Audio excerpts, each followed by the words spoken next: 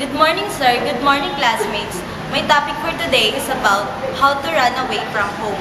First, stay somewhere where you know your parents and the authorities aren't like to find you, such as with a trustworthy acquaintance or a friend that your family doesn't know about.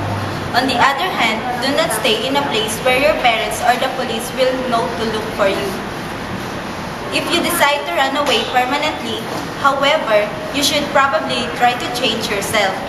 This should be fairly obvious, but not avoid places where you could be seen by someone that knows you who you are and could in turn report you in the police. You can use public washrooms in malls and shops. You can tend to your hygienic needs in public pool or gym changing rooms. You may want to try rotating homes between friends and wear a cap or something that reasonably covers your head or face when traveling on a train because the CCTV footage in the local train station will be checked. Also, not to try wear anything that someone might recognize you.